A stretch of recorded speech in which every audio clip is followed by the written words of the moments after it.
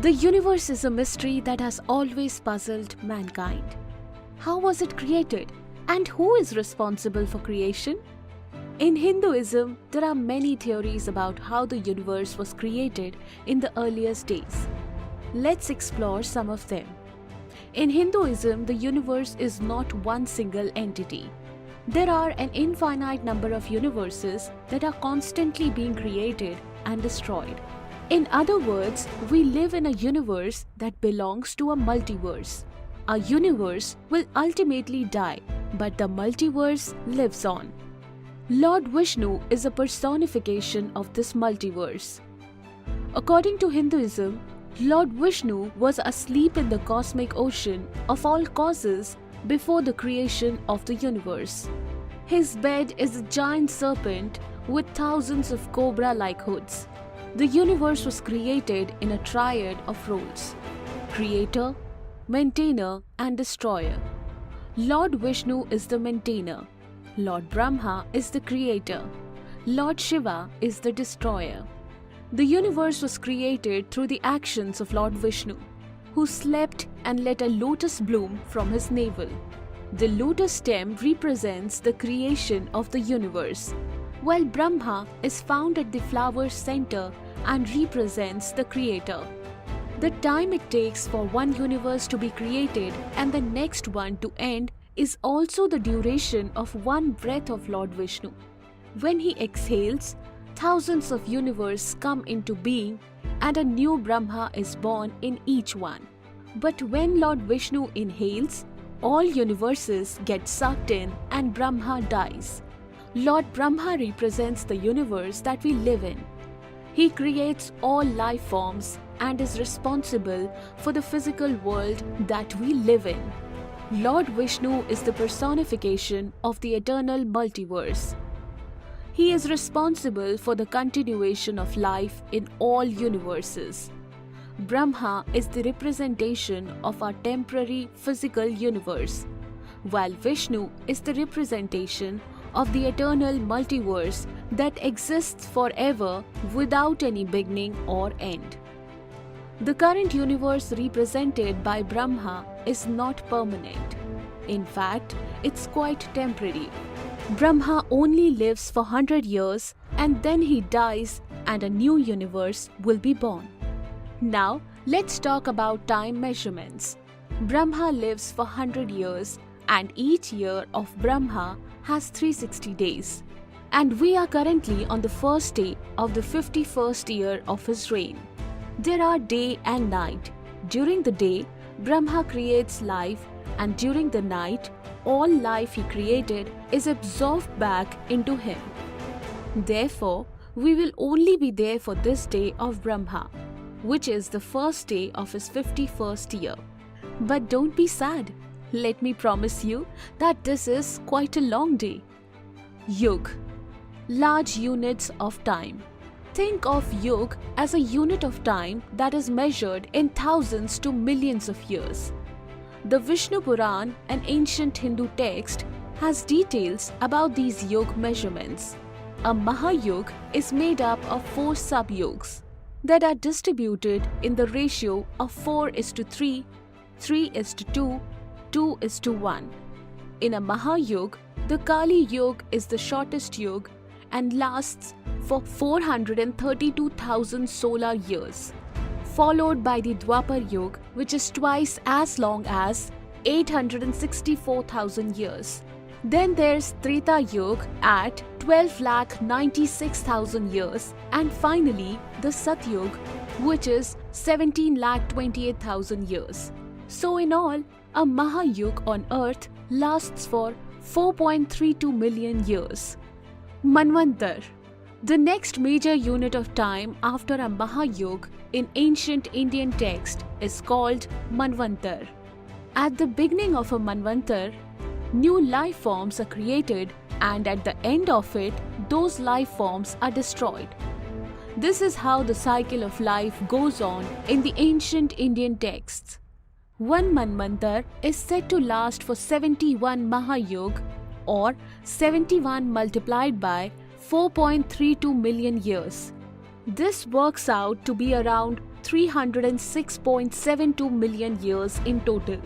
According to these ancient texts, all life on Earth will eventually be destroyed after 306.72 million years of evolution. Interestingly, around 252 million years ago, the Earth experienced its largest mass extinction event. Most species on Earth were killed, including nearly 90% to 96% of all insects. This was also the only mass extinction period of insects on Earth. After each mass extinction of life forms, there is a period of recovery called Sandhikal. This period lasts for one Satyug or 1.728 million years. According to the latest estimates from modern science, it is believed that it took around 10 million years for life on Earth to recover after the Permian-Triassic extinction event. As you can see, it took our planet 10 million years to get back to its feet after suffering the greatest mass extinction in history. Kalp, day of the Brahma or universe. The universe has a day too. Just like our day on Earth is called Kalp, the time period for one Kalp is said to be equivalent to 14 Manvantars and their Sandhikal. So, there are 14 Manvantars and 15 Sandhikals in a Kalp. During the Sandhikal before the first Manvantar, no life has evolved yet. So, one Kalp equal to 14 multiplied by 306.72 million years plus 15 multiplied by 1.728 million years, which makes it one Kalp equal to 4.32 billion years. On the universal scale, one day is said to be 4.32 billion years long.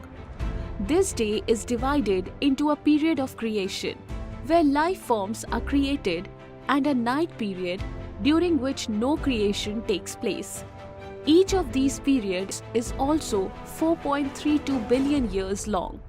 In other words, one day of Lord Brahma on the universal scale is 8.64 billion years long. It's interesting to note that, according to modern scientific discoveries, the oldest life form on the Earth is 4.28 billion years old. Mahakalp, Kalp, a unit at universal scale, is further extended with days and years similar on Earth, so that a month at the universal scale is 30 Kalp, that is 30 universal days, and a year at the universal scale is 12 such universal months. This enables life forms to rise and fall in accordance with the karma they have earned. On the universal scale, 100 years are defined as the lifespan of a universe. This is called a Mahakalp. A universe is said to end at the end of its 100 years of age. So, the lifespan of an entire universe is 8.64 multiplied by 30 multiplied by 12 multiplied by 100 billion years, which totals to around 311.04 trillion years. The ancient Indian texts says that our universe is currently on the first day of its 51st year. During this day, we are in the Kalyug of the 28th Mahayug of the 7th Manvantar. So, we have come to the calculation once again. According to ancient Indian texts, the age of the universe is 50 universal years plus 6 Manvantars plus 7 Sandhikal plus 28 Mahayug. 50 universal years equal to 8.64 multiplied by 30 multiplied by 12 multiplied by 50 billion years equal to 155,520 billion years. 6 Manvantars. 6 multiplied by 306.72 million years equal to 1840.32 million years. 7 Sandhikal. 7 multiplied by 1.728 million years equal to 12.096 million years. 28 Mahayug. 28 multiplied by 4.32 million years equal to 120.96 million years. So, the age of the universe as per ancient Hindu texts is 157.49 trillion years. Modern science tells us that the universe is around 13.799 billion years old. However, ancient Indian texts predict a much longer timeline. Ancient Indian texts says that the age of the universe is around 311 trillion years.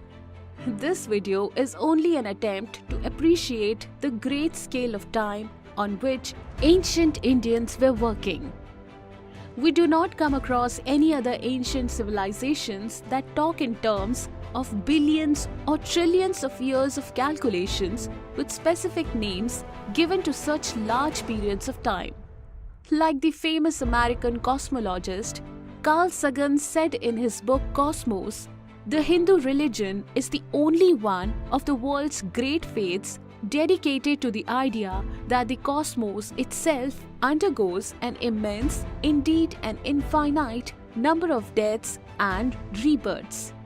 It is the only religion in which the time scales correspond to those of modern scientific cosmology. Its cycles run from our ordinary day and night to a day and night of Brahma, 8.64 billion years long, longer than the age of the Earth or the Sun and about half the time since the Big Bang. Thank you so much guys for watching this video. If you liked it, like, comment and subscribe if you haven't already.